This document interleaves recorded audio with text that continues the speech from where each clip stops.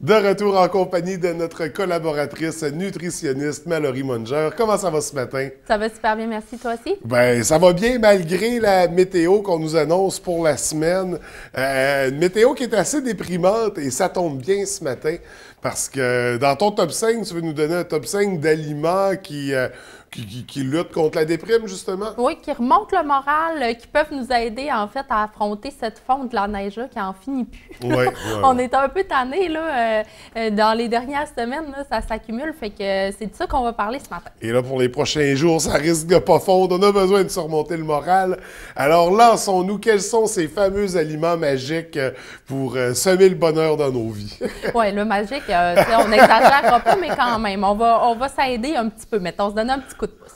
Donc, le premier aliment, mais c'est plutôt un nutriment, en fait, qui peut nous aider à passer à travers les déprimes saisonnières, c'est les oméga 3.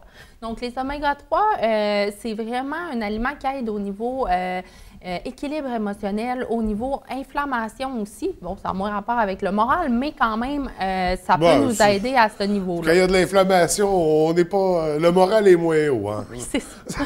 Fait que, en fait, oméga 3, dans quoi est-ce qu'on les retrouve, ces fameux oméga 3? Donc, tout ce qui est poisson gras, donc saumon, thon, maquereau, sardines aussi. Donc, truite, c'est pas mal les 5 poissons là, qui sont les plus riches en oméga 3. Et là, on m'a dit, en termes de poisson, il y a une différence entre le poisson d'élevage et le poisson sauvage. On retrouverait plus d'oméga 3 dans le poisson sauvage. Oui, en fait, il y a une différence entre les deux, effectivement. Ça vient surtout, en fait, du fait que les poissons sauvages, ils mangent d'autres petits poissons. Donc, plus de petits poissons, donc, contiennent plus d'oméga 3, c'est effectivement le cas. Sauf que ce soit d'élevage ou sauvage, l'important, c'est d'en consommer, là, premièrement. Puis, idéalement, 1 à 2 portions par semaine. Donc, vous pouvez faire un repas de poisson puis consommer le lunch le lendemain. Là, ça fait le travail. Puis, on a également des oméga 3 d'origine végétale. Ceux-là, par contre, sont moins bien absorbés au niveau du corps. Mais c'est quand même important d'en avoir là, régulièrement dans son alimentation. Donc, on parle de graines de chia, graines de lin, noix de Grenoble, huile de noix ou de lin, là, évidemment. Sinon, huile de canola également. Donc, c'est les meilleures sources d'oméga 3 végétales. Donc, très intéressant. Poisson, ces huiles-là, ces céréales. Pour nos sources d'oméga 3, ça, je parlais de poissons sauvages parce qu'on est dans un milieu où il y a beaucoup de pêcheurs. Donc, c'est intéressant de savoir qu'on peut aller chercher nos bons nutriments dans la nature. Donc, notre numéro 1, les oméga 3. En numéro 2, quels sont les aliments qui nous rendent plus heureux? En fait, numéro 2, les produits céréaliers à grains entiers. Bon, c'est dans le fond, la consommation de glucides qui provient de ces aliments-là vont en fait stimuler la production de sérotonine au cerveau, qui nous aide en fait au niveau moral, évidemment. Là, la sérotonine, c'est un antidépresseur naturellement sécrété par notre corps. Donc, pourquoi je précise à grains entiers, en fait, c'est parce qu'on veut absolument éviter le fait que quand on consomme des produits plus raffinés, comme du pain blanc, du riz blanc, etc., on a une petite baisse de glycémie un peu après la consommation de ces aliments. Ça ferait le contraire que ce qu'on recherche. Effectivement. Donc, tu sais, une petite fatigue. Tu sais, souvent, là, quand on a une fatigue vers 2-3 heures l'après-midi, c'est souvent à cause de ça, une petite baisse de glycémie. En lien avec notre dîner, Oui, c'est ça qui est peut-être trop copieux ou trop riche en glucides. Donc, c'est ce qui va arriver. Fait que c'est pour ça que c'est important d'avoir suffisamment de fibres, donc d'aller vers ceux qui sont à grains entiers. Donc, le riz, on s'amuse. Là, on peut aller vers le riz sauvage. Il y a plein de variétés sur le marché. C'est pas obligé d'être le riz Uncle Brun. Là, ça peut être vraiment d'autres alternatives. Quinoa, qui est ultra intéressant parce qu'en plus, il contient des protéines. C'est vraiment un aliment qui est complet. Oui. Donc, on peut aller vers l'orge aussi. Tu sais, on a l'habitude de juste le mettre dans la soupe au varlet, là, comme on dit. Mais en fait, l'orge là, peut se cuisiner comme du riz, là, tout simplement. Donc, en accompagnement avec des légumes à mélanger. Donc, tu sais, on s'amuse, on réinvente les produits céréaliers. Tu sais, on laisse de côté un peu le riz blanc puis les pâtes blanches, puis on va vers d'autres choses. Est-ce qu'on peut intégrer les couscous là-dedans? Oui, couscous, c'est un produit céréalier aussi. Tu sais, c'est vraiment, on y va vers une multitude de produits céréaliers variés. Puis on en a beaucoup sur le marché, donc c'est important de varier tout ça. C'est des trucs faciles à préparer aussi, puis qui sont toujours appréciés dans une assiette. Donc oui, un quart de l'assiette environ qu'on vise de ces aliments-là. Pas plus, parce que sinon, ça prend la place des légumes et des viandes. Parce que normalement, dans une assiette, ça serait un quart produits céréaliers, un quart viande, puis la moitié de légumes. Exactement. Vous avez bien fait vos devoirs. Yes! Là, on a rien que juste donné 2 aliments, oméga 3, les produits avec des grains entiers céréaliers. Oui.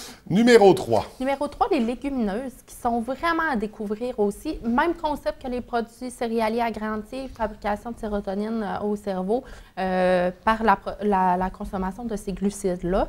Les légumineuses, c'est une protéine qui est ultra intéressante. Ça remplace la viande, en fait, dans nos assiettes.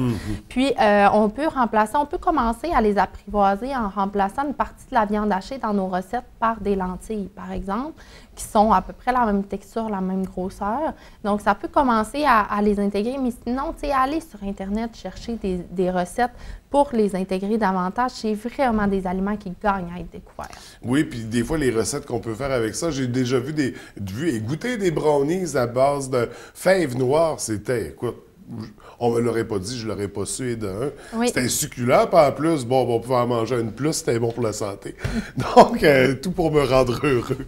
En numéro 4, Mallory. Numéro 4, en fait, tout simplement, les mets réconfortants, là, bonne vieille mijoteuse, les mets mijotés qui sont... comme Fort Food. Oui, c'est ça, le macaroni au fromage. Là, on a vu apparaître beaucoup de versions du macaroni au fromage. Ça peut être des mets qui nous permettent de passer un petit peu à travers la grisaille des derniers temps. Puis, c'est sûr qu'on les voit souvent plus en automne, ces mets-là, mais pourquoi pas, justement, se permettre un bon repas en famille, un bon mijoté qui a cuit longtemps, qui est savoureux, qui est goûteux. Qui embaume la maison. Oui, c'est ça, c'est toujours gagnant, là, je pense même au printemps. Donc, ça rend tout le monde heureux, toute la famille. Quand ça dit « ça sent bon » à partir d'une heure de l'après-midi, oui, après ça, c'est gagnant. Ah, tout à fait.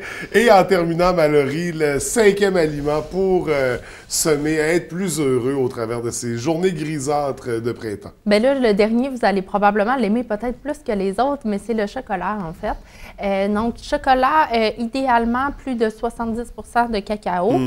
Pourquoi? Parce que plus on a de cacao dans notre chocolat, plus on a d'antioxydants, plus on a de substances euphorisantes aussi qu'on veut aller chercher justement pour le moral. Donc, c'est pour ça qu'on vise 70 et plus. En fait, le chocolat, c'est un aliment qui va nous permettre, on en prend un petit carreau, ça nous permet d'avoir un petit boost d'énergie. C'est un aliment qui est super intéressant à intégrer, mais justement, on apprivoise le chocolat noir pour avoir plus de bienfaits. Oui, donc du bonheur en barre, du chocolat noir, minimum 70 Oui. Donc, 5 trucs pour être plus heureux finalement via notre alimentation. D'excellents conseils, Mallory. Nous, on se retrouve dans 2 semaines.